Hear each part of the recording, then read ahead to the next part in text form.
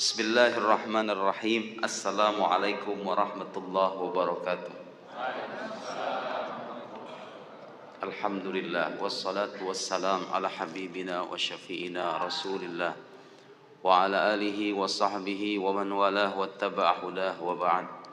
Allahumma akhrijna min dhulumatil wahm wa akrimna binuril fahm waftah alaina bima'rifatil ilm وسهل أخلاقنا بالحلم واجعلنا ممن يستمعون القول فيتبعون أحسنه سبحانك لا علم لنا إلا ما علمتنا إنك أنت العليم الحكيم ولا حول ولا قوة إلا بالله العلي العظيم اللهم علمنا ما ينفعنا وزدنا علما وبعد.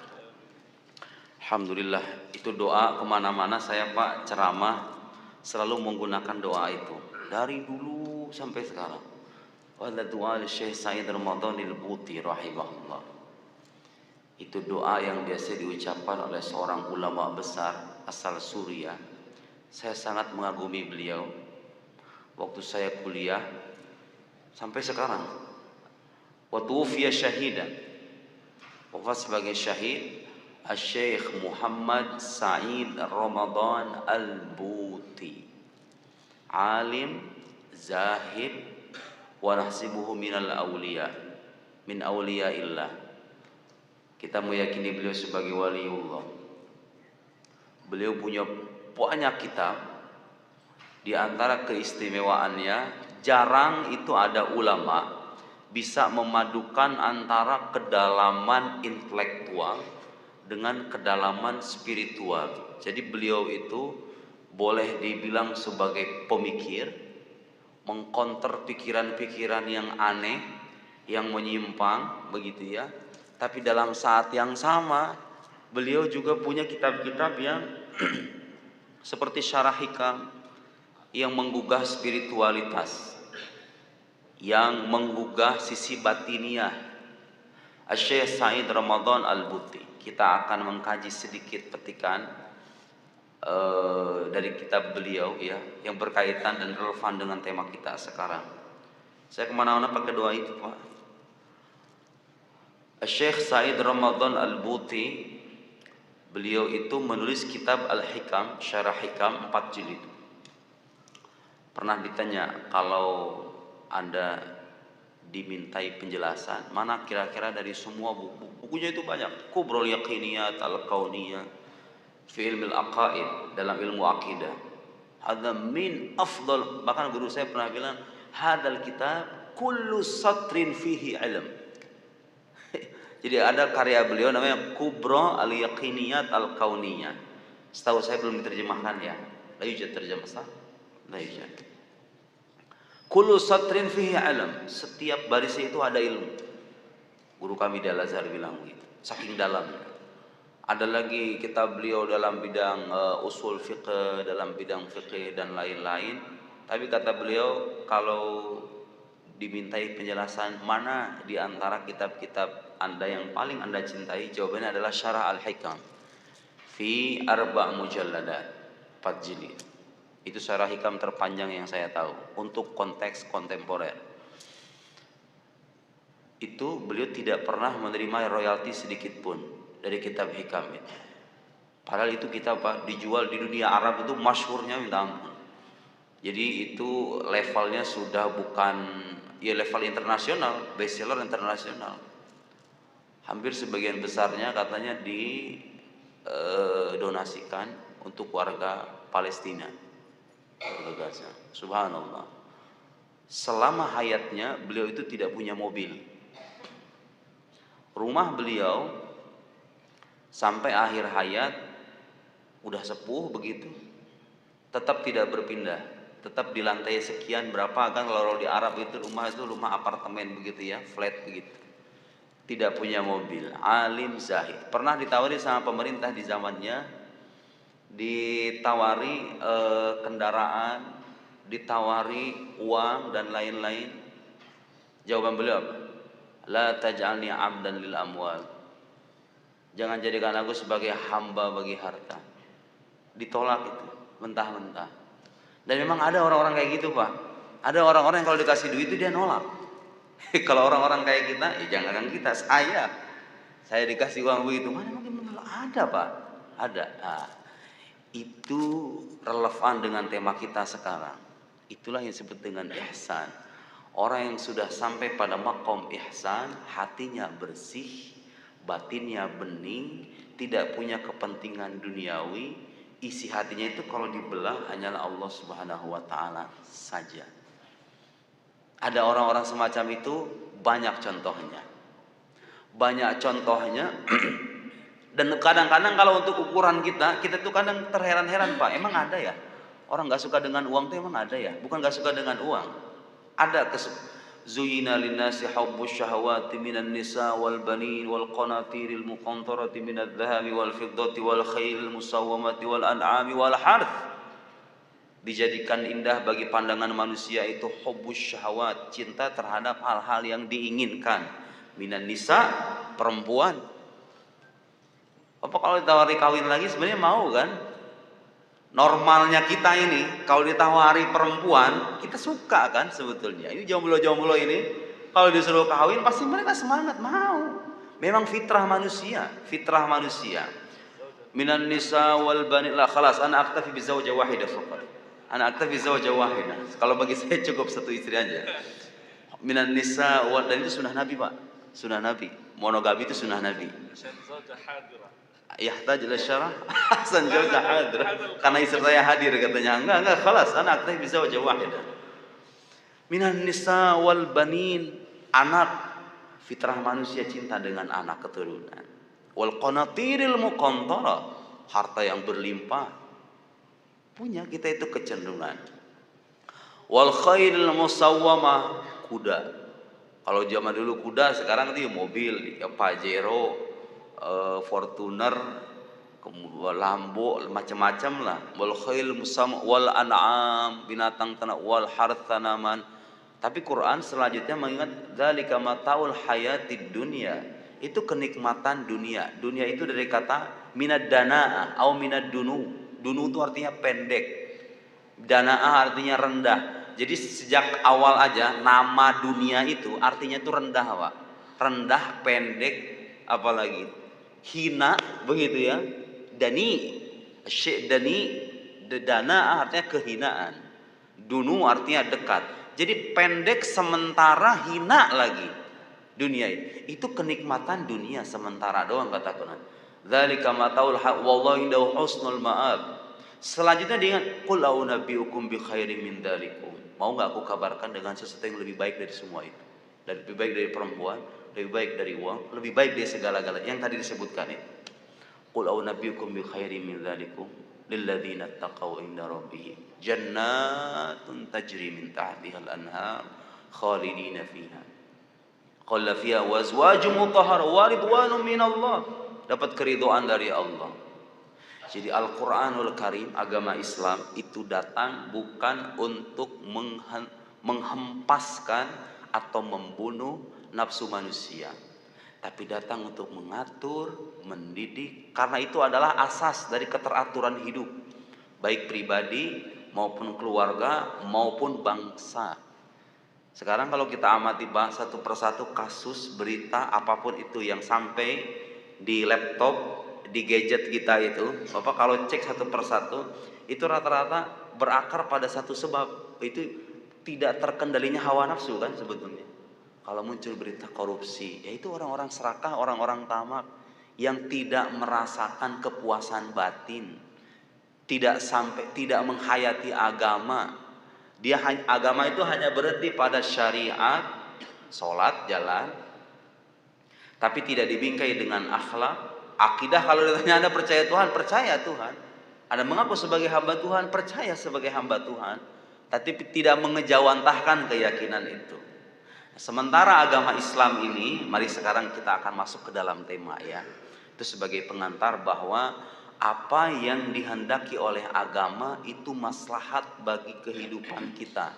Terutama agama ini membimbing sisi batin yang merupakan asas dari kebahagiaan hidup dan keteraturan hidup sebetulnya.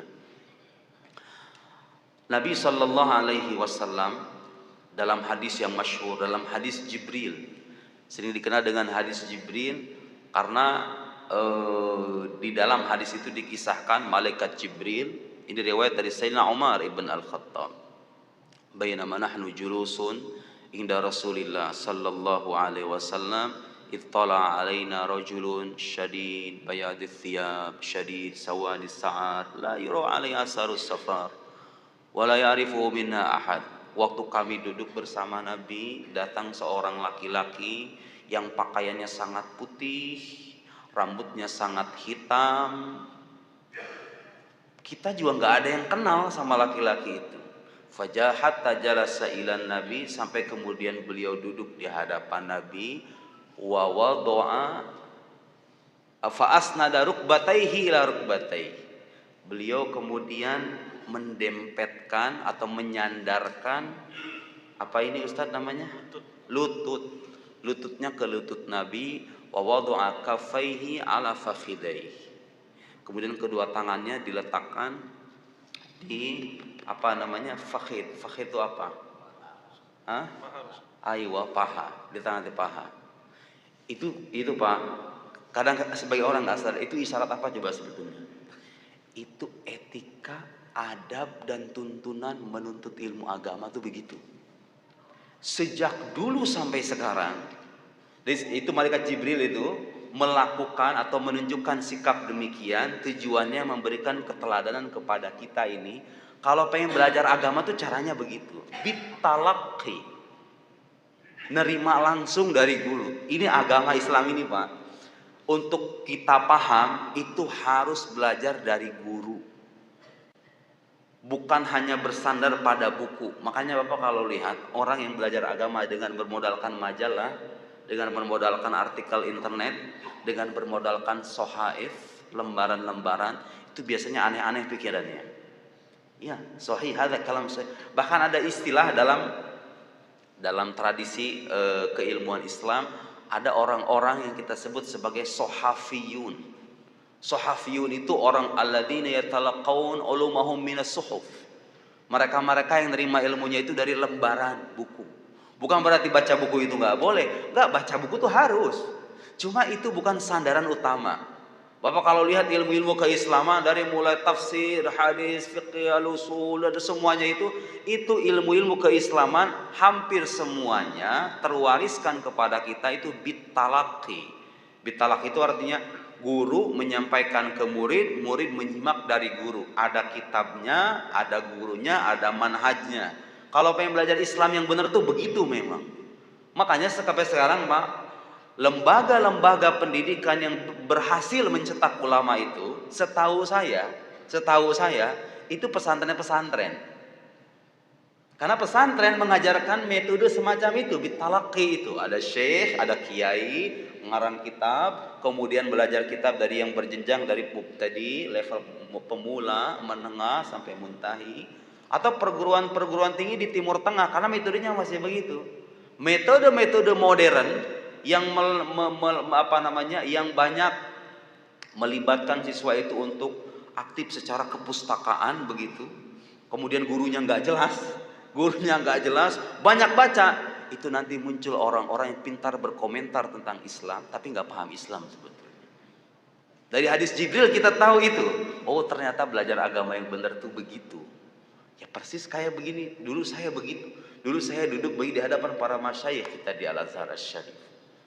Ya tentu gak harus berarti kita berdempetan ya. Bukan berarti harus berdempetan seperti Jibril dengan Sayyidina Rasulullah sallallahu alaihi wasallam, tapi itu isyarat, begitulah cara belajar agama. Kemudian bertanya laki-laki itu, akhbirni anil Islam, seperti kita tahu. Ini hadis masyhur sebetulnya. Tapi ada beberapa hal-hal tersembunyi yang kadang-kadang dilupakan oleh sebagian orang, termasuk yang tadi itu. Nah, ini pelajaran juga bagi kita yang punya anak. Kalau mau anak kita terhindar dari pikiran-pikiran yang menyimpang, pergaulan yang tidak benar, dari hadis Jibril ini kita bisa mendapatkan banyak pelajaran. Bagaimana metode mendidik anak, bagaimana memasukkan anak ke dalam lembaga pendidikan yang terpercaya. Begitu Pak Ibu, kalau masukin anak ke pondok sekarang itu banyak orang masukin anak ke pondok, pertimbangannya fasilitas, ini pondok terkenal, kemudian fasilitasnya mewah. Ada kalam ghair sahih. Yang dilihat pertama, siapa ini gurunya? Gurunya siapa, belajarnya di mana, rekam jejaknya seperti apa, metode pembelajarannya, akidah yang diajarkan, mazhab yang diajarkan apa, begitu caranya. Subhanallah, lihat. Nanya apa itu Islam? Al-Islam an tasyhadu an la ilaha illallah wa anna Muhammadar Rasulullah wa tuqimus shalah, seperti yang kita tahu. Wa anta hujjal bait in istata'a ilaihi sabila, bersyahadat, salat, zakat, puasa, haji. Kemudian mal iman, akhbirna 'anil iman. Al iman an tu'mina billah wa malaikatihi wa kutubihi wa rusulihi wal yawmil wa tu'minu bil qadar khairihi wa syarrihi. Umal ihsan, apa itu ihsan? An ta'budallaha ka'annaka tara fa illam takun tara fa innahu yara. Ada yang keempat, Pak. Jadi pilar agama Islam ini teringkas dalam 3 aspek tadi. Agama ini datang mengatur sisi lahiriah manusia, tindak tanduk kehidupan kita, sholat kita, ibadah kita, muamalah kita, begitu ya. Lahir nanti ilmu dari yang bagian pertama mal Islam itu, lahir ilmu namanya ilmu fikih. Mengatur cara orang sholat, cara orang puasa, cara orang haji. Tapi kan gak cukup. Kita beragama kalau sampai di situ doang kan gak cukup sebetulnya. Agama itu kan gak cuma ritual. Nah, ketika bertanya mal iman, apa itu iman? Lahir nanti ilmu namanya aqidah, ilmu tauhid, ilmu kalam, ilmu usuluddin, kulluha bima'nan wahid. Ilmu yang bahas tentang dasar-dasar keyakinan. Begitu ngajarin agama itu. Saya pernah dapat info dari satu masjid, pengajiannya aktif, setiap hari hampir gak pernah libur. Diadakan penelitian di masjid itu. Setelah diadakan penelitian, ternyata sebagian besar majelis dan ceramahnya itu banyak membahas tentang tasawuf, tentang tafsir, tentang hadis. Terus saya lihat, terus kalau akidah berapa persen, Pak, persentasenya? Tasawuf itu hampir sekian puluh persen, hadis, tafsir sekian puluh persen, akidah itu cuma 5%. Hanya 5% ustadz yang mengajarkan akidah kepada umat. Saat berlimpahnya orang-orang bicara tentang agama ini dengan aspek, memang kan kalau di kota mah lebih suka begitu, Pak, orang ceramah agama itu, ceramah-ceramah penyejuk batin gitu ya, yang menggugah spiritualitas. Pikiran akidah itu cuma 5%. Ya Allah, itu kebalik kata saya. Sekolah fikih berapa persen, Pak? Sama, dikit. Padahal itu inti ajaran Islam ini kalau mau diringkas, dengan segala dan beragam karya para ulama yang beribu-ribu jilid itu, kalau mau dikerucutkan, itu 3 hal itu. Ilmu yang fardu ain itu, Pak, yang thalabul ilmi faridatun ala kulli muslimin, yang benar-benar wajib aini bagi kita itu pertama ilmu fikih. Karena tanpa ilmu ini kita nggak bisa sholat. Sholat bukan, sholat mah bisa, cuman untuk menjadikan sholat ini sah atau tidak harus ada ilmunya.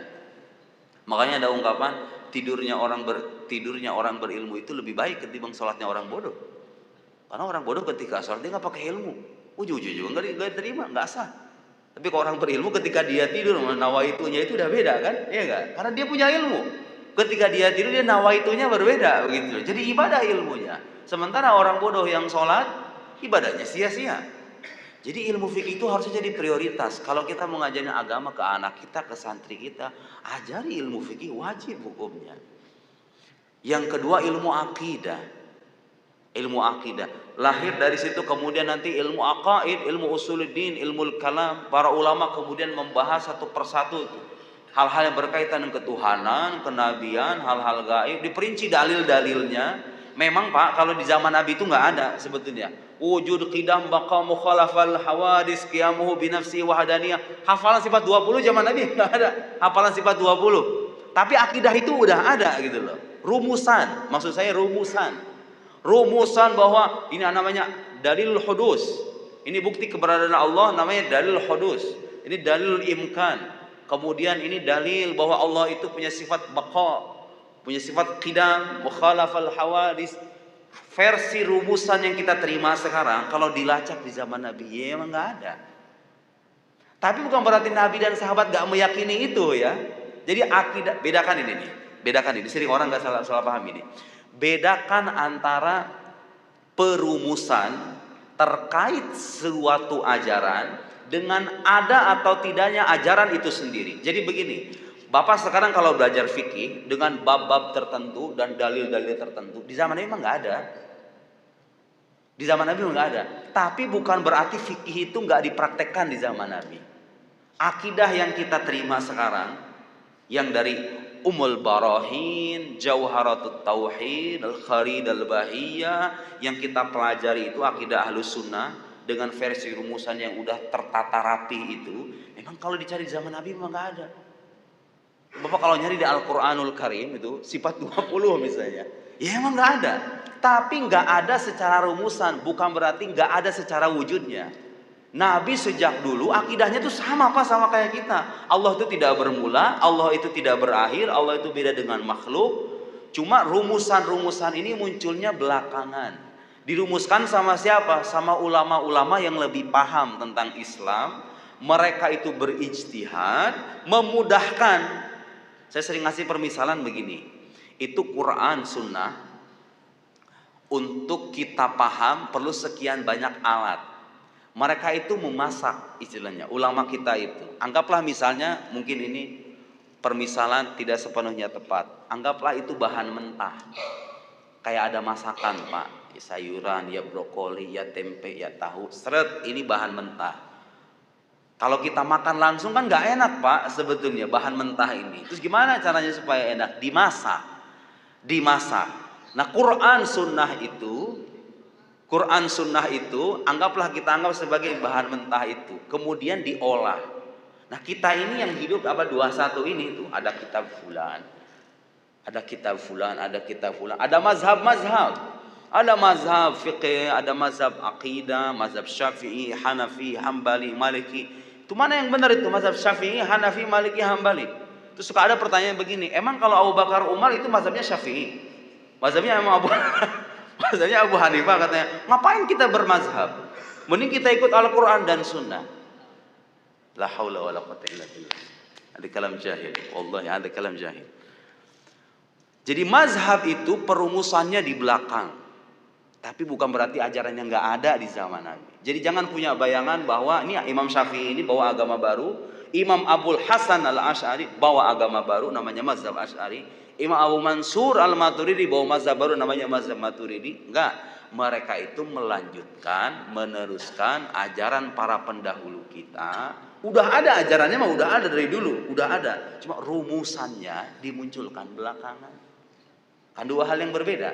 Bukan berarti kalau sesuatu dirumuskan belakangan tidak ada di zaman masa lampau kan? Ada di zaman masa lampau, perumusannya datang belakangan. Oh, kenapa begitu? Ya karena tuntutan zaman. Apa kalau lihat perdebatan di zaman sahabat tuh nggak ada Pak perdebatan apakah Allah itu menghendaki keburukan atau dia hanya menghendaki kebaikan saja. Perdebatan panjang tuh di antara para ulama. Kalau misalnya Allah itu berkuasa, apakah Allah berkuasa dengan sifat kuasa atau berkuasa dengan dirinya? Itu perdebatan di zaman sahabat nggak ada. Sahabat Nabi itu sibuk berdakwah Islam. Ketika berdakwah pun mereka langsung diperangi. Mereka sibuk berjihad. Gak sibuk untuk merumuskan kaidah-kaidah itu. Itu muncul belakangan ilmu-ilmu itu. Ilmu fiqih mengatur tata cara kita berislam. Ilmu akidah mengatur keyakinan. Nah, sampai pada dua titik itu kita sudah bicara tentang hal-hal pokok dalam Islam. Tapi kalau misalnya tidak dibungkus dengan hal yang ketiga, agama itu nggak ada rasanya Pak. Jadi kurang terasa berdampak. Sekarang ini kan orang-orang di hadapan kita ini Muslim ini, kita sudah menjalankan Islam. Kalau haji mungkin nggak semua orang ya, memang kita sholat tiap hari. Kita meyakini dasar-dasar keyakinan. Allah itu ada, dia tidak bermula, tidak berakhir, berbeda dengan makhluk. Dia esa, maha kuasa, maha berkehendak dan lain-lain. Ibarat bangunan ini Pak, saya tadi datang dari luar, kemudian melihat, masya Allah, tampilan masjid ini indah sekali. Itu kalau seandainya masjid ini terlihat dengan tampilan yang tidak elok, itu kan kadang-kadang mempengaruhi daya tarik orang, ya kan? Itu orang beragama tuh begitu. Ada orang sholatnya masya Allah, ditanya dasar-dasar keyakinan mantap, meyakini semua dasar-dasar akidah yang diajarkan dalam agama Islam, tapi tidak terekspresikan apa yang dia jalankan itu dengan akhlak.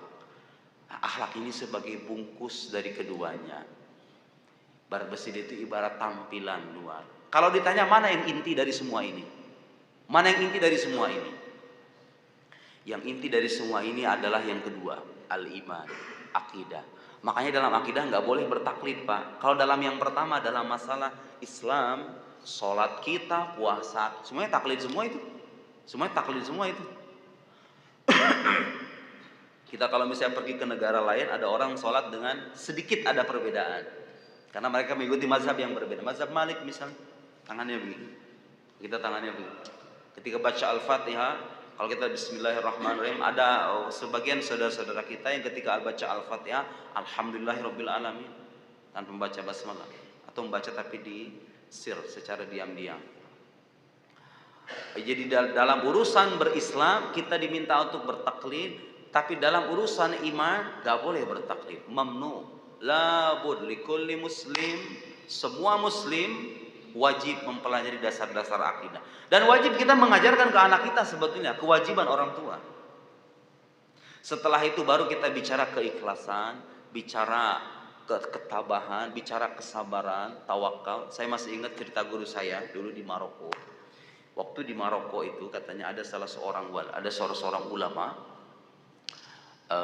diminta sama jemaahnya, sama masyarakat setempat untuk tolonglah ajari kami gimana caranya menjadi hamba yang ikhlas, hamba yang tabah, yang tawakal, yang pasrah. Hal itu kan tema-tema tasawuf itu ya, tema-tema akhlak. Beliau itu datang ke mereka bukan yang ngajarin begituan, memupuk keikhlasan, rasa tawakal, rasa qanaah. Alih-alih mengajarkan ilmu akhlak atau ilmu tasawuf begitu, beliau itu malah menulis kitab isinya itu fikih jual beli. Fikih jual beli. Bukan ini yang kita minta. Kita pengen Anda itu mengajari kami mendekatkan diri kepada Allah, bertawakal, qanaah, ridho dengan semua ketetapan. Itu yang kita butuhkan. Ngarang kita fikih jual beli. Diajari itu ke mereka. Kenapa itu katanya begitu? Kenapa beliau itu melakukan hal semacam itu? Jawabannya, bagaimana saya mengajari Anda mendekatkan diri kepada Tuhan, sementara masih banyak praktek jual beli yang haram yang Anda lakukan? Gak ada gunanya. Kita loncat langsung ke makom ihsan tanpa tahakkuk bil Islam, tanpa menjalankan Islam dengan baik, menghindari keharaman. Sekarang kan ada orang-orang semacam itu, gak peduli duitnya dari mana, yang penting sholat, gue jadi orang baik, selesai. Salah. Syariat itu harus dikukuhkan terlebih dulu sebelum kita bicara hakikat. Sebelum kita bicara bagaimana, saya dulu di daerah Tegal, Pak, ada seorang kiai. Itu lihat orang, kalau ulama itu kadang namanya ulama ya, sudut pandangnya beda sama kita. Ada kiai namanya Kiai Asmawi. Kiai Asmawi itu orang Tegal. Beliau itu sekarang usianya hampir 90 tahun. Mengajar dari usia 30. Ini saya info dari sopir pribadinya langsung. Dari orang terdekatnya yang bawa kemana-mana, yang bawa beliau kemana-mana. Dari usia 30 tahun sampai 90 tahun sampai sekarang masih hidup orangnya. 60 tahun Mbak, dari Tegal ke Jakarta itu beliau ngajar. Perjalanan 4 jam, pulang balik artinya 8 jam. Malam Selasa seingat saya majelisnya itu. Jadi kalau datang ke Jakarta, beliau itu punya murid-murid di daerah Pisangan sana. Itu murid-murid, sekarang yang beliau ajari itu bukan murid-muridnya lagi, dulu anak dari para muridnya dulu. Jadi murid-muridnya beliau itu udah pada nggak ada. Sekarang anak-anaknya itu ada datang dari daerah Bogor, daerah Bekasi, dari daerah mana-mana begitu datang ke sana. Bapak tahu nggak yang diajarkan selama 60 tahun itu apa coba? Subhanallah, saya aja sampai geleng-geleng kepala itu. Udah sepuh, masih kuat gitu loh. Naik mobil 4 jam, disopiri sama anaknya kadang-kadang. 4 jam, 8 jam. Ini beliau datang ke majelis nih. 2 jam ngajar, jam 11-nya itu udah balik lagi ke Tegal. Subhanallah. Khariq lil ada kata saya ini. Ada khariq lil ada, ini nggak biasa ini orang kayak begini. Selama 60 tahun Pak, ngajarin umat, ngajarin orang-orang itu, mau di kampungnya, mau di Jakarta, ngajarin satu kitab aja, gak pernah diganti-ganti. Nama kitabnya Ummul Barohin, kitab tentang akidah. Kenapa seserius? Saya alhamdulillah, saya punya buku yang mensyarah kitab itu, bisa dicari di internet ya. Dasar-dasar akidah Ahlussunnah itu syarah atas Ummul Barohin. Saya merasa malu. Saya kadang-kadang ada rasa bosan gitu ngajarin santri gitu, sekali dua kali. Subhanallah, 60 tahun ngajari agama, fokus ngajar kitab itu aja. Ngajar akidah doang. Gak ngajar yang lain-lain. Saya nanya sama Subhan, itu gak pernah diganti Pak kitabnya? Gak pernah diganti. Pokoknya itu aja. Hatam balik lagi, hatam itu ada kitabnya itu. Hatam balik lagi, hatam balik lagi, hatam balik lagi 60 tahun. Jawabannya apa katanya? Kenapa serius itu? Ini kita latihan sebelum ketemu sama malaikat.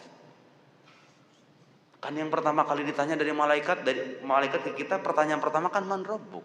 Tuhan kamu siapa?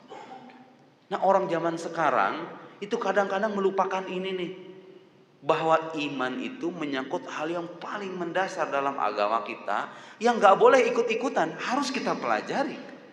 Harus kita pelajari, harus kita pahami. Minimal kalau ditanya sama orang, kamu percaya Tuhan tuh kenapa? Saya tahu jawabannya. Kamu percaya Nabi Muhammad sebagai Nabi, apa alasannya? Tahu jawabannya. Kamu percaya surga neraka, padahal kamu gak pernah melihat, tahu alasannya. Itu hukumnya fardu ain Ibu. Itu hukumnya fardu ain Pak. Hukumnya fardu ain. Lihat ada orang seserius itu. Ulama tahu kedudukan ilmu ini dalam agama Islam. Subhanallah, diajarkan sampai detik ini.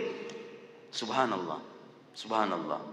Muncul nanti ulama aqaid, ulama kalam, mutakallimun yang membahas tentang iman ini. Dan itu kitabnya berjilid-jilid Pak. Ya kalau orang-orang kayak kita nggak perlulah mendalami kitab yang berjilid-jilid itu. Itu tugasnya akademisi, tugasnya mahasiswa, tugasnya anak bapak kalau kuliah di Al-Azhar, kalau kuliah di Maroko, kuliah di mana-mana, silahkan ajari kitab itu. Pelajari kitab itu. Setelah iman, Islam, ihsan ini nanti muncul satu ilmu namanya ilmu tasawuf.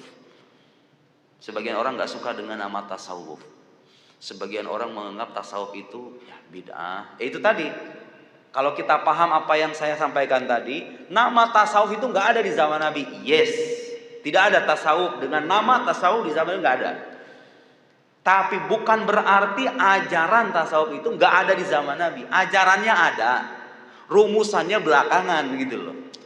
Kenapa tasawuf itu katanya kalau tasawuf yang benar tasawufnya Imam Ghazali, kalau mazhab dalam akidah mazhabnya Asy'ari, kalau dalam fikih mazhab ada Syafi'i, ada Hanafi, Hambali, Maliki. Ngapain itu mazhab-mazhab itu? Kenapa harus bermazhab-mazhab kayak begitu? Ya mungkin sebagian di antara kita nggak perlu penjelasan begini, tapi banyak orang di luar sana masih perlu penjelasan itu. Ngapain itu mazhab? Kalau dalam fikih, tadi kita bicara Islam, muncul ilmu fikih, lahir mazhab-mazhab. Dan bicara iman, muncul ilmu namanya ilmu akidah, lahir mazhab-mazhab. Ada mazhab Asy'ari, mazhab Maturidi, ada Mu'tazilah, ada Salafiyah, ada Syiah dan lain-lain. Kemudian kalau kita bicara tasawuf, ada tarekat-tarekat Pak. Tarekat Syazuliyah, tarekat Rifaiyah, Dasuqiyah, tarekat Tijaniyah, Qadiriyah. Aywa fi turuq katsira. Mazhab-mazhab baik dalam fikih, mazhab dalam akidah, tarekat-tarekat dan tasawuf itu adalah ijtihad para ulama-ulama kita, ijtihad para ulama muslim dulu untuk memudahkan agama ini kepada generasi kita sekarang ini. Jadi kita ini kalau ngikutin mazhab Syafi'i, kita ngikutin Al-Quran dan Sunnah Nabi melalui orang yang pemahamannya lebih mendalam dan lebih terpercaya ketimbang kita. Kalau saya bermazhab atau tarekat Syazuli misalnya. Ngomong-ngomong Imam Syazuli itu gak punya karangan, gak punya mu'allaf, gak punya kitab. Beliau pernah ditanya, beliau itu seorang tokoh besar, Imam Syazuli, Imam Abul Hasan Asy-Syazuli atau Asy-Syazili, makamnya di Mesir ada Pak, di Humaitharah. Itu perjalanan dari Kairo sekitar 16 jam begitu ya. Saya pernah ziarah ke sana itu. Tidak ada kehidupan dulunya. Beliau itu minta kepada Allah supaya diwafatkan di tempat yang tidak pernah terjadi maksiat. Imam Abul Hasan Asy-Syadzili itu minta kepada Allah diwafatkan di tempat yang tidak pernah terjadi maksiat, dan Allah kabulkan permintaannya. Dalam perjalanan menuju haji bersama para pengikutnya, beliau berjalan daerah Humaitsarah, itu tempat gak ada kehidupan dulunya. Jadi kita kalau ke sana, kita melewati gunung-gunung bebatuan khas Arab itu, gak ada kehidupan sama sekali. Baru ketika muncul di pojok itu sampai ke makam beliau, baru ada kehidupan di sana. Lihatlah seorang wali, ke dalam keadaan hidup mereka dibutuhkan manusia, dalam keadaan mati mereka lebih dibutuhkan lagi. Gara-gara dulunya tanah mati, gara-gara ada makam beliau jadi ada kehidupan terpencil. Namanya Humaitsarah. Imam Abul Hasan tidak meninggalkan karangan, tapi beliau punya murid banyak. Di antara muridnya yang pasti dikenal sama orang Indonesia, generasi setelah beliau, tentunya bukan murid langsung ya, Imam Ibn Athaillah As-Sakandari. Itu termasuk karena beliau adalah murid Abdul Abbas, muridnya Imam Abul Hasan Asy-Syadzili. Jadi sanad tarekatnya yang punya kitab hikam. Imam Abul Hasan gak punya karangan, tapi beliau mengatakan kutubi ashabi. Kitab-kitabku adalah para sahabat. Dilanjutkan itu ajaran tasawuf beliau itu sama murid-muridnya. Murid-muridnya mengajarkan ke murid-muridnya. Murid-muridnya ini ngarang kitab-kitab, ngarang kitab hikam, ngarang kitab fulan, kitab ini diajarkan lagi ke murid-muridnya. Nanti muncul lagi karangan-karangan, ada koreksi, ada penambahan. Lahirlah tarekat namanya Syadzuliyah. Mazhab Syafi'i juga gitu. Sekarang ini Pak, kalau kita tanya sama ahli-ahli fikih, kalau saya pengen tahu mazhab Syafi'i, langsung baca kitabnya Imam Syafi'i? Enggak. Saya enggak menemukan ahli fikih yang kalau ada orang awam, saya pengen belajar Ustadz mazhab Syafi'i, disuruh membaca kitab misalnya. Enggak ada itu. Pasti awal-awal itu disuruh baca apa? Matan Takrib, Fathul Qorib, Al-Iqna, itu kan? Kemudian Hasyiah Baijuri, nanti muncul kemudian Minhajut Thalibin dan lain-lain. Kenapa harus dari situ? Ya karena itu versi yang sudah disederhanakan. Jadi agama yang kita terima sekarang dengan mazhab-mazhabnya itu Islam, versi Islam yang sudah disederhanakan. Supaya kita paham agama ini dengan baik. Karena kalau langsung merujuk Al-Quran dan Sunnah, kita nggak bisa. Nanti kalau udah selesai kitab-kitab itu tuh, baru langsung ke Nanti belakangan itu. Dia bukan levelnya kita baca kitab Imam Syafi'i itu. Bukan levelnya kita. Itu ulama Imam Syafi'i mengarang kitab, mengajarkan ke murid-muridnya. Beliau punya murid Al-Buaiti, Al-Muzani. Nanti itu diajar sama Imam Nawawi, Imam Ramli, Imam Rafi'i, Imam Fulan. Diwariskan ke murid-muridnya. Lahir mazhab. Beliau sendiri nggak bilang sama orang-orang, ayo semua berkumpul, aku ingin mendirikan mazhab namanya Syafi'i. Gak. Mazhab Imam Asy'ari termasuk. Imam Abul Hasan Al-Asy'ari gak bilang ke orang-orang, aku ingin mendirikan mazhab namanya Asy'ari. Enggak. Imam Abul Hasan Asy-Syadzili atau Imam Abu Hamid Al-Ghazali tidak mempromosikan ke orang ini tasawuf versi Al-Ghazali. Tidak. Itu dimunculkan, mazhab itu muncul setelah semuanya komplit. Kaidah-kaidah keilmuannya, pemahaman ulama terwariskan dari satu generasi ke generasi yang lain. Terjadi perbedaan pendapat kadang-kadang antara ulama mazhab, antara Imam Syafi'i dengan Imam Nawawi, antara Imam Abul Hasan Al-Asy'ari dengan Imam Ar-Razi. Terjadi itu dalam mazhab. Kenapa harus begitu? Karena zaman terus berubah. Tuntutan umat senantiasa berkembang. Apa yang dibutuhkan sama orang dulu boleh jadi nggak butuh bagi orang zaman sekarang. Saya dulu waktu di Al-Azhar belajar kitab akidah 8 jilid Pak, kayak gini nih. Syarah Mawaqif. Kemudian syarah Maqasid. Itu syarah Mawaqif 8 jilid segini nih, juga betapa kayanya itu ilmu khazanah keilmuan 8 jilid. Itu jilid 1 sampai jilid 6 itu bukan membahas akidah, membahas filsafat. Baru jilid 7 di jilid ke-8 baru bicara ketuhanan, bicara kenabian. Jilid 7 di jilid ke-8. Zaman sekarang orang udah nggak perlu tuh pembahasan filsafat begitu. Sebagiannya ya, sebagian masih perlu, sebagiannya lagi enggak. Tapi bukan berarti kita kesampingan, tetap dipelajari. Tapi kita harus tahu perkembangan zaman.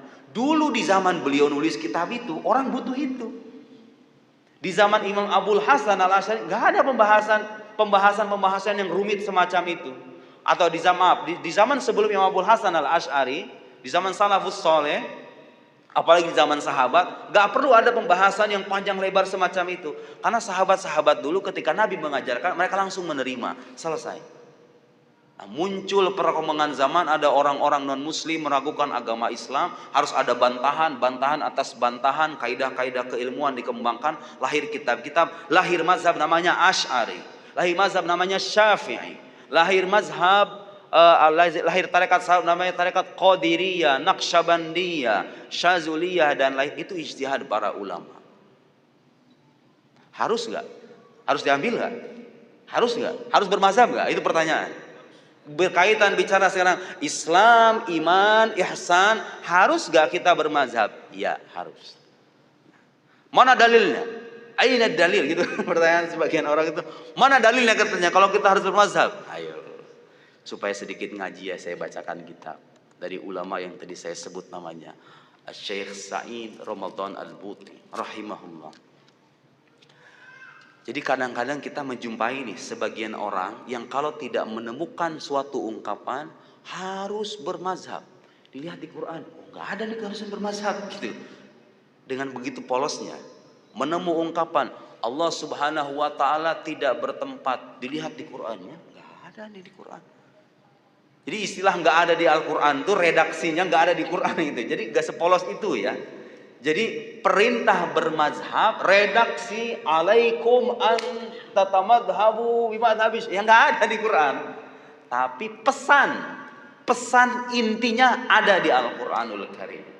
Syekh Sa'id Ramadan Al-Buti, beliau mengarang kitab, bahkan judulnya itu Al-Madhabiyah, Akhtar Bid'ah Tuhaddid Asy-Syari'ah Al-Islamiyah.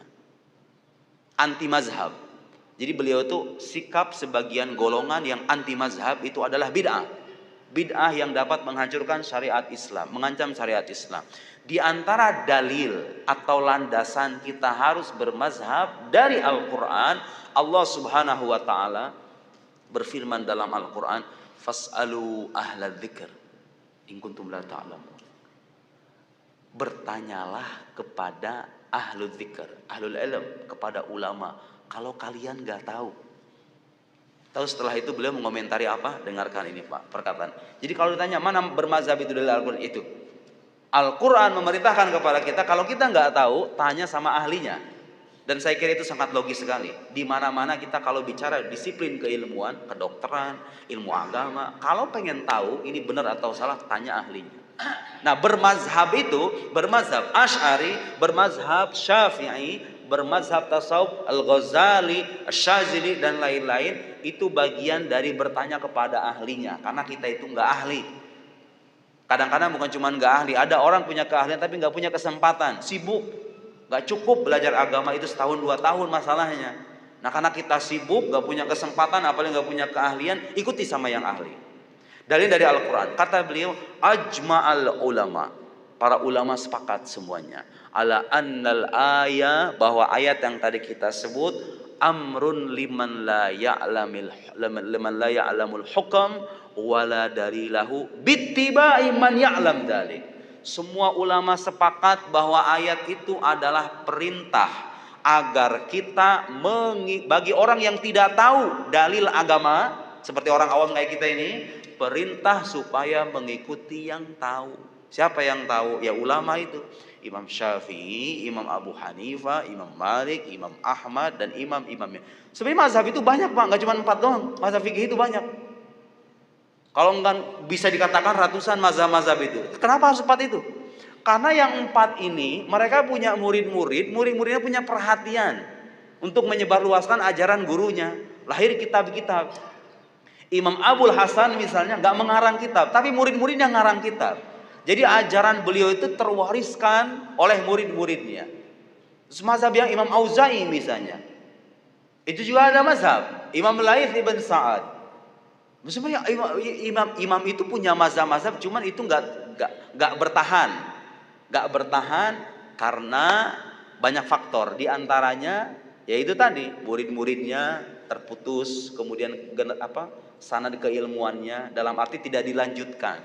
Sementara mazhab-mazhab yang 4, kalau dalam akidah mazhab Asy'ari, lahir ulama-ulama besar itu, Imam Abu Hamid Al-Ghazali, Fakhruddin Ar-Razi, Syahrastani, Al-Amidi. Sekarang kita berjilid-jilid sampai ke kita sekarang. Di Indonesia orang nggak bisa bahasa Arab, udah banyak terjemahannya.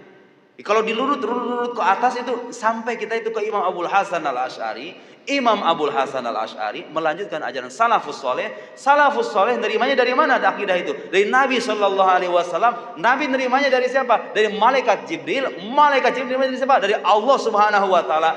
Itu agama kita. Jelas asal usulnya agama Islam itu.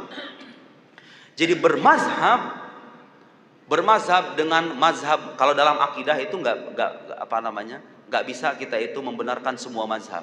Kalau dalam fikih selama mazhab itu mu'tabar, Pak, selama ada landasannya, selama mazhab itu mu'tabar dalam arti dianggap oleh para ulama. Kalau ditanya mana yang benar, Maliki, Hanafi, Syafi'i atau Hambali, semuanya benar. Semuanya benar. Menyangkut masalah fikih, ulama itu seringkali berbeda pendapat dan semuanya benar. Karena fikih berkaitan dengan masalah furu, masalah cabang. Bukan masalah yang begitu serius gitu loh. Bukan begitu serius, artinya kalau orang itu salah nggak sampai kufur. Nah, kalau dalam mazhab akidah pilihannya dua, imam benar atau sesat. Yang sesat ini nggak selamanya kafir ya. Yang sesat ini nggak selamanya kafir. Tapi al-haqqu wahid. Yang benar itu satu dalam akidah. Setelah diteliti Pak oleh para ulama dari generasi ke generasi, ajaran akidah Islam yang terbebas dari bid'ah-bid'ah yang menyimpang, ya, bid'ah yang menyimpang, syubhat-syubhat yang sesat, itu ada dua mazhab, namanya mazhab Asy'ari, mazhab Maturidi, dan orang-orang yang mengikuti keduanya. Sebenarnya nggak harus pakai nama Asy'ari. Kalau Anda paham, kalau Anda bisa gitu ya, berijtihad sendiri nggak harus. Tapi berhubung kita nggak tahu, oh ini hasil masakan, dua tanda petik, masakan ulama yang sampai ke kita itu, kita ikuti itu. Dengan belajar tentunya, tetap harus dengan dipelajari, bukan ikuti selesai taklid, enggak. Kalau dalam akidah itu harus dipelajari. Jadi kalau ditanya Ahlus Sunnah wal Jamaah, kemudian dirumuskan Asy'ariyah Maturidiyah, itu karena sudah diteliti oleh para ulama, kitab-kitabnya, ajarannya. Oh ternyata sampai pada kesimpulan ini nih mazhab yang benar nih, yang sesuai dengan ajaran Nabi dan salafus saleh, Asy'ariyah Maturidiyah. Oh kenapa harus pakai Asy'ariyah Maturidiyah? Penisbatan itu dinisbatkan ke orang yang punya jasa besar dalam mempertahankan ajaran Nabi Muhammad sallallahu alaihi wasallam dan para sahabatnya. Bukan berarti keduanya bikin agama baru, bukan mazhab tandingan, bukan agama tandingan. Keduanya itu punya jasa besar, membantah pikiran yang menyimpang, merumuskan kaidah-kaidah, memperkaya dalil, mengembangkan keilmuan dalam bidang keilmuan ini, begitu ya, aspek keilmuan dalam ilmu akidah ini dinisbatkan ke mereka. Imam Syafi'i juga begitu. Imam Abul Hasan Syadzili juga begitu, Imam Al-Ghazali juga begitu. Kenapa suka ada muncul tasawuf Ghazali? Bukan berarti Imam Ghazali itu bikin tasawuf tandingan. Tasawuf itu intinya sama, semuanya berujung pada maqam ihsan. Imam Ghazali punya jasa untuk merumuskan tasawuf itu dengan sedemikian matang. Dalam kitab Ihya Ulumuddin ada kitab Bidayatul Hidayah, Minhajul Abidin, kitab fulan, disebutlah tasawufnya Ghazali. Semua ini nih mazhab Syafi'i, mazhab Asy'ari, tasawuf Ghazali atau tasawuf Abul Hasan Syadzili, semuanya merujuk pada sumber yang sama, Al-Quran dan Sunnah Nabi Muhammad sallallahu alaihi wasallam. انظر الساعة الساعة 6:30 صح؟ نفتح باب السؤال. أيوة سنفتح باب الأسئلة لو وجد سؤال. Saya kira itu cukup ya sebagai pembekalan minimal untuk diri kita dan orang-orang sekitar kita. Karena sekarang zaman fitnah, Pak. Nabi dulu udah mengabarkan, saya ati ala nasi zaman. Dulu Nabi sama sahabatnya bilang begini, innakum fi zaman kathirun fuqa'uhu qalilun khutoba'uhu. Kalian ini wahai sahabat-sahabatku, ada pada zaman di mana ahli agamanya banyak, para pengkhotbahnya sedikit. wa sayati 'alan nasi zaman qalilun fuqaha'uhu katsirun khutabahu. Nanti akan ada masa, kata Nabi, masa kita sekarang nih kayaknya. Bukan kayaknya, Pak, udah nyata. Masa kita sekarang ini ahli agamanya dikit, yang khotbahnya banyak. Yang bikin channel YouTube-nya seabrek-abrek, ngomong agama cas-cesos ke sana kemari. Dilihat dari mana ini ustadz sebut. Bukan ustadz ternyata. Bahasa Arab saja tidak bisa, tapi diikuti Masya Allah oleh jutaan orang. Lihat, Nabi udah tahu. Tahu nasihat Nabi, Pak, di zaman kita ini? Kalau di zaman sahabat dulu ulamanya banyak, yang ngomongnya dikit. Kata Nabi, kalau zaman dulu al-amal fi khairun minal ilm. Amal saleh di zaman Nabi lebih baik ketimbang ilmu. Gak usah nyari ilmu, orang ahli ilmunya udah banyak soalnya. Gak usah sibuk-sibuk belajar gitu maksudnya. Makanya ilmu keislaman itu rata-rata munculnya belakangan, Pak. Dirumuskannya belakangan. Karena zaman Nabi dulu itu orang berilmunya udah, mereka itu beragama langsung mempraktekkan agama gitu loh. Gak sibuk berdebat. Sahabat dulu.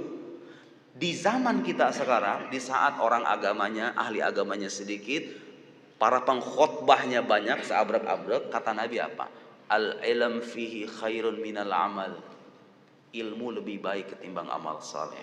Jadi bapak duduk di tempat begini, ketimbang berzikir tasbih subhanallah 1000 kali, qul huwallahu ahad 100 kali, ketimbang begitu lebih baik beginian. Karena itu bekal kita dalam beragama, untuk membentengi diri kita dari aliran-aliran yang aneh, yang menyimpang di luar sana, baik untuk diri kita maupun orang-orang sekitar kita. Taib naktafi bihadzal qadar wa naftah babal as'ilah. Nah, saya cukupkan sampai di sini. Silakan jika ada yang mau bertanya. Fi talat as'ilah wala su'alin? Talasa. Nah. Assalamualaikum warahmatullahi wabarakatuh. Waalaikumsalam. Fi mikrofon.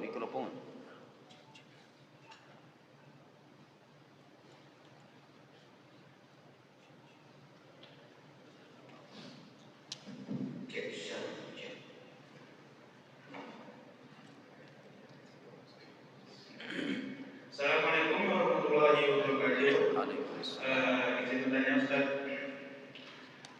bagaimana tanggapan Ustaz di media sosial kita sekarang lagi heboh Ustaz? Ada konten kreator yang selalu mencari kesalahan ulama gitu. Kita bilangnya namanya itu Harry Press, yang selalu bikin gaduh, yang selalu bikin masalah. Dan pengikutnya banyak sekali Ustaz. Tanggapan Ustaz bagaimana Ustaz untuk mengcounter beliau Ustaz? Selalu bikin gaduh Ustaz. Assalamualaikum warahmatullahi wabarakatuh. Anda pernah melihat dan membaca sirah Nabi Sallallahu Alaihi Wasallam waktu beliau menerima wahyu pertama datang kepada Waraqah bin Naufal? Tahu sejarah itu ya? Beliau datang kepada Sayyidah Khadijah. Sayyidah Khadijah kemudian membawa beliau kepada Waraqah bin Naufal. Kemudian tahu perkataan Waraqah bin Naufal apa? Nabi Muhammad itu menyampaikan cerita kepada Waraqah bin Naufal terkait wahyu yang beliau dapat. Iqra bismi rabbik dan seterusnya. Kata Waraqah, hadan namuth alladhi unzila ala Musa. Ini malaikat yang dulu pernah datang ke Nabi Musa. Laitani akunu jaza'an idh yukhrijuka qaumuk. Seandainya aku bisa menjadi pemuda yang gagah ketika kelak kaummu mengusirmu.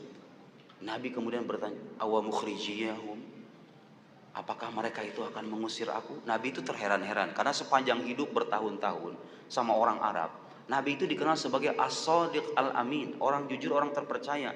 Terus dikabarin nanti kamu akan diusir sama kaum kamu. Nabi terheran-heran, awa mukhrijiyahum, mereka akan mengusir aku. Tahu jawaban Waraqah bin Naufal?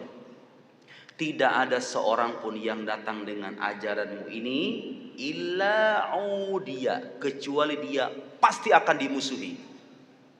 Lihat, sejak awal tuh nabinya orang Islam ini udah dikabari bahwa tidak ada nabi. Ini sekelas nabi, Pak, sekelas nabi, kekasih Allah Subhanahu wa taala, lisan pertama dari wahyu agama ini gitu ya. Sekelas nabi saja dikabarkan tidak ada seorang pun yang datang dengan ajaran bibit lima jiktabihi, dengan ajaran yang kau bawa ini illa udia, kecuali kelak akan dimusuhi. Bapak kalau lihat biografi para ulama muslim, termasuk ulama-ulama yang tadi saya sebut, Imam Syafi'i, Imam Abdul Hasan Al-Asy'ari, Imam Syazuli, Imam Fulan, itu pasti ada musuh-musuhnya Pak. Ustaz-ustaz sekarang, Ustaz Abdul Somad itu, lihat, musuhnya banyak. Ustaz siapa? Pokoknya begitu udah jadi sunnah kehidupan. Orang-orang yang mendakwakan agama ini akan dimusuhi. Sudah menjadi sunnah kehidupan Ustaz. Itu sunnah kehidupan. Dari sononya udah begitu. Dari sejak Nabi Muhammad sallallahu wa huwa akmalul khalq wa afdalul khalq. Makhluk paling sempurna, makhluk paling baik, Sayyidul awwalin wal akhirin, Habibur Rahman, kekasih Allah Subhanahu wa taala dimusuhi. Lah kita apa gitu loh. Nabi bukan, wali bukan. Anda berharap tidak punya musuh? Mustahil. Selama Anda datang kemudian mengajarkan agama ini, sudah menjadi sunnah kehidupan, memang pasti akan dimusuhi. Kalau saya udah nggak heran, makanya saya nggak pernah ngebalas yang begituan, biarin aja. Iya, sunnah Rasul kan. Wa idza khatabahumul jahiluna qalu salama, khalas. Dan ulama-ulama kita tuh ngajarin, kalau ada yang berbuat buruk sama kita, maafin aja. Dan itu susah Pak bagi nafsu. Tapi kita belajar gitu ya. Ternyata setelah saya pelajari Pak, subhanallah, memaafkan itu lebih nikmat ketimbang menyimpan rasa dendam sama orang. Dimaafin aja, biarin aja. Mungkin penghasilannya dari situ, mau gimana lagi kan? Ya dibiarin aja. Dia kalau nggak begitu mungkin nggak punya, ya sudah dibiarkan aja. Fa'fu anhum wasfah, begitu indahnya ajaran Islam. Nabi Muhammad itu dimusuhi bertahun-tahun, hampir 23 tahun di karir kenabiannya. Ketika di puncak kemenangannya, ketika peristiwa Fathu Makkah, itu keteladanan buat kita. Ngomong sama orang-orang, ma tarawna anni fa'ilun bikum. Bagaimana pendapat kalian tentang apa yang aku perbuat? Tentang diriku. Nabi nanya sama orang-orang di hadapan orang-orang, dan beliau itu datang dengan ratusan ribu kan, dengan ratusan ribu sahabatnya. Kemudian di hadapannya ada orang-orang dulu pernah memusuhi selama bertahun. Ma tarawna anni fa'ilun bikum. Akhul karim ibnu akhil karim. Engkau adalah saudara yang mulia, anak dari saudara yang mulia. Nabi kemudian berkata kepada mereka, idhabu fa antumut tulaqa. Pergilah, la tathriba alaikumul yaum. Tidak ada celaan bagi kalian. Subhanallah. Akhlakun nubuwah. Itu akhlak kenabian. Ya sudah. Kalau bagi saya itu sudah jadi sunnah kehidupan. Orang-orang saya akan selalu ada. Ya itu tadi seperti yang dikabarkan oleh Nabi. Mau gimana lagi? Kalau prinsip kita itu begini. Selama kita tidak menjadi pelaku kezoliman, kita nggak mendapatkan kerugian. Jadi kalau saya diam, saya tidak mau kerugian apa-apa. Mungkin saya pernah itu Pak, gara-gara begituan itu, gara-gara potongan-potongan video itu, ceramah-ceramah saya itu kan suka dikorek-korek tuh sama orang-orang belahan sana tuh, korek, diambil yang potongan-potongan itunya, nyebar. Itu sampai-sampai saya itu, nama saya jelek ya, nama saya itu jelek. Sampai-sampai ada masjid bukan nge-blacklist ya, bikin pernyataan resmi membatalkan ceramah saya, pengurus-pengurusnya itu. Saya dituding Syiah. Saya ini yang 9 tahun pakai beginian ini, belajar di Al-Azhar Asy-Syarif yang mazhabnya Ahlus Sunnah wal Jamaah, mazhab Asy'ari, dituduh Syiah. Bayangin coba. Sampai ditulis itu di masjid itu, pengurusnya itu resmi bahwa Ustadz Nuruddin ini disinyalir terafiliasi dengan kelompok Syiah. Ya Allah ya Karim. Gara-gara potongan video itu.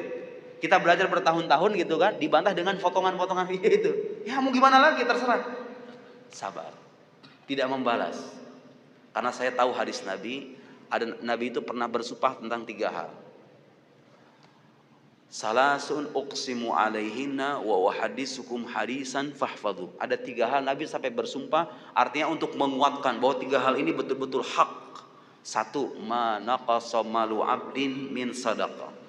Tidaklah berkurang harta seorang hamba karena sedekah. Sedekah itu gak ngurangi harta Pak. Kalau ngasih sama orang gak usah ada kekhawatiran nanti jadi miskin. Gak ada ceritanya itu. Saya gak menjumpai orang dermawan, hatta orang kafir sekalipun. Orang dermawan hidupnya itu susah. Rata-rata orang-orang yang rajin berbagi, hidupnya itu semakin berlimpah. Janji Nabi itu. Harta itu tidak berkurang dengan sedekah. Tahu yang kedua apa? Wala dzulima 'abdun madlimatan fasabara 'alaiha illa zadahullahu 'izzan. Tidaklah seorang hamba dizolimi, Ya difitnah, dizolimi, dibilang begini, kemudian fasabara 'alaiha, kemudian dia bersabar, illa zadahullahu izzan, kecuali Allah menambah kemuliaan bagi dirinya. Jadi diam atas kezaliman orang lain itu bukan kekalahan, tapi itu justru menambah kemuliaan bagi diri kita. Allah ngasih kemuliaan, janji Nabi itu. Kalau kita dizolimi, dirugikan sama orang lain, Pak, nama baik kita dan lain, boleh kita membalas. Tapi selama masih bisa kita diam, lebih baik diam aja. Bersabar. Kalau kita bersabar, janji Nabi apa? Allah akan menambah kemuliaan. Yang terakhir, wala fataha abdun baba mas'alatin illa fatahullah alaihi baba faqrin. Tidaklah seorang hamba membuka pintu permintaan kecuali Allah membuka pintu kefakiran. Artinya orang semakin rajin minta-minta, semakin rajin mengemis, semakin fakir dia. Jadi ada pengemis sudah jadi orang kaya, ya, tapi hatinya fakir dia itu pada hakikatnya. Jadi candu akhirnya mengemis itu. Butuh terus menerus. Ada ketergantungan emosional dengan meminta-minta. Lama-kelamaan hidupnya nggak tenang. Bawaannya pengen minta terus, jadi fakir orang. Itu fakta sampai sekarang. Orang-orang yang rajin mengemis itu biasanya begitu. Punya rasa candu itu. Sabar aja. Subhanallah Pak, awal-awalnya sekarang saya masjid ini dibatalin. Ya udah, saya tahu hadis Nabi yang itu. Nabi nggak mungkin berbohong. Subhanallah Pak. Dari situ kemudian saya datang ke masjid, ada satu masjid itu di daerah Bintaro. Saya kalau ceramah mungkin sekitar seginian lah di masjid itu. Gara-gara video saya itu banyak dipotong-potong, difitnah. Mungkin orang penasaran kali ya. Itu penuh Pak, dari sini sampai ujung, sampai luar masjid. Kemudian makin ke sini kata saya, ini mah 1, 2, 3 tertutup pintu gitu kan. Tapi pintu-pintu yang lain semakin terbuka lebar. Mungkin saya ke Riau, kalau misalnya nggak ada gitu, saya juga nggak ke Riau mungkin kan. Datang kemudian undangan dari sana, undangan. Sampai-sampai saya kan nulis buku itu sekitar 13 di online itu ya. Setelah adanya fitnah-fitnah itu, video saya semakin tersebar ke sana kemari, meskipun dengan framing yang macam-macam, saya biarin aja begitu ya. Itu saya dapat laporan dari penerbit, royalti saya itu hampir 3 kali lipat dari yang biasa saya terima. Buku-buku itu. Lihat janji Nabi itu. Pokoknya Nabi kalau ngomong itu udah pasti benar itu. Saya aja kaget Pak. Oh Ustaz, kita pengen mengabarkan royaltinya segini. Hah? Seumur-umur saya nggak pernah pegang duit sebanyak itu kata saya. Loh kok bisa? Alhamdulillahirabbil alamin.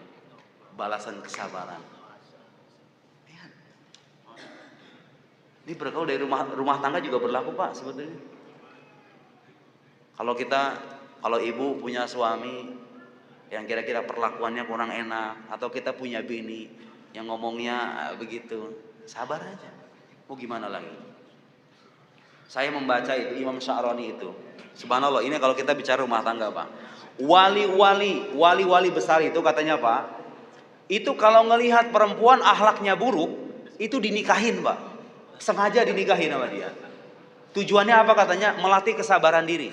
Karena semakin banyak dia bersabar, semakin dekat dia dengan Tuhan. Subhanallah, sampai ke situ coba pikirnya.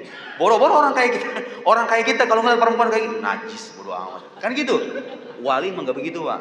Dia melihat celah yang tidak dilihat oleh orang lain. Kalau saya punya istri semacam itu, saya akan terus-menerus dilatih untuk bersabar. Akhlak saya semakin membaik, saya semakin dekat dengan Allah Subhanahu wa taala. Serius, itu ada Imam Sya'rani itu dalam kitab Al-Minan Al-Kubra. Bahkan beliau dalam kitab Al-Minan Al-Kubra, beliau punya kitab Al-Minan Al-Kubra, tebalnya segini ini sekitar 600-an halaman. Kata beliau apa? Di antara nikmat Allah, beliau mimma an'amallahu alayya. Beliau menyebutnya nikmat Allah. Nikmat Allah yang diberikan kepadaku, di antara nikmat Allah yang diberikan kepadaku, kata Imam Sya'rani, bercerita tentang dirinya. Apa nikmatnya itu? Beliau diuji dengan kekurang ajaran pengikutnya dan istrinya. Imam Sya'rani, beliau menyebut kekurang ajaran istri itu sebagai nikmat. Sebagai nikmat. Orang kalau punya keyakinan begini nggak akan ada perceraian deh kayaknya, ya nggak? Paling nggak berkuranglah angka perceraian itu. Karena mindset orang itu kadang-kadang begitu. Kita kayaknya udah nggak cocok lagi deh. Kamu udah nggak bisa jadi imam deh. Kamu udah nggak bisa jadi istri yang baik deh. Lupa bahwa kita ini hidup sebentar di dunia ini. Udah jalani aja, nggak usah ganti-ganti. Terima aja gitu loh. Terima aja. Saya gak menafikan fakta Pak. Dalam kehidupan pribadi saya kadang-kadang saya cocok sama istri saya. Tapi pada akhirnya kita sama-sama orang beragama nih. Malu kita sama agama kita, sama identitas kemusliman kita. Kalau dikit-dikit kita cerai, ngapain? Terima aja. Ada kata-kata saya yang mungkin kurang berkenan di hati istri saya memaafkan. Pada akhirnya ada perkataan istri saya yang kurang berkenan bagi saya memaafkan. Ngapain harus dendam-dendam? Enak kan hidup kayak begitu sebetulnya? Lihat. Bahkan ada satu kitab khusus Pak itu. Kisah para waliullah yang diuji dengan kekurang ajaran istrinya. Sampai jadi kitab khusus. As-sabr ala zaujat. Pernah lihat nggak kitab itu? As-sabr ala zaujat. Ternyata Pak, dari sejak zaman Nabi Nuh alaihissalam diuji dengan istrinya, betul? Yang durhaka. Nabi Lut alaihissalam diuji dengan istrinya yang durhaka. Itu sekelas Nabi. Apalagi kita. Saya kira agama ini kalau dipahami dengan cara yang tepat, itu bisa memberikan pengaruh yang luar biasa bagi kedamaian hidup kita dan keteraturan hidup kita. Luar biasa. Termasuk tuh bermain medsos. Saya kalau ketemu sama orang begituan, udah biarin. Ada komentar, saya enggak di blog-blog tuh sama saya tuh komentar-komentar yang menyudutkan, yang kemudian begini, biarin aja. Itu jadi pahala bagi saya. Begitu selesai. Khalas, entah hal kenal. Soal al-akhir mana? Taib soal al-akhir. Nah, hatta nasolid duha. Satu lagi soal terakhir. Satu lagi. لأن بعضهم سيدخل إلى المعمل. نعم. Bismillahirrahmanirrahim. Assalamualaikum warahmatullahi wabarakatuh. Salam. Saya bertanya, di era digital ini semua sudah dimudahkan mengenai pembahasan Dr. tadi tentang hadis Jibril al-Qur'an. Banyak orang di luar sana yang ingin hadir pada pagi hari ini, namun mereka sibuk. Kemudian mereka mungkin menonton dari live. Apakah itu juga dianggap sebagai telat? Demikian pertanyaan kami. Ila haddimma sampai batas tertentu ya. Tapi untuk menyebut talaki dalam arti yang sesungguhnya sih enggak. Karena harus bertemu lah. Karena begini, ketika belajar agama ini suka ada aja tuh poin-poin yang kita pahami. Masalahnya ini begini nggak bisa kan? Kita bertanya kan? Kita hanya menyerap, tapi itu lebih baik gitu loh. Ketimbang baca buku doang.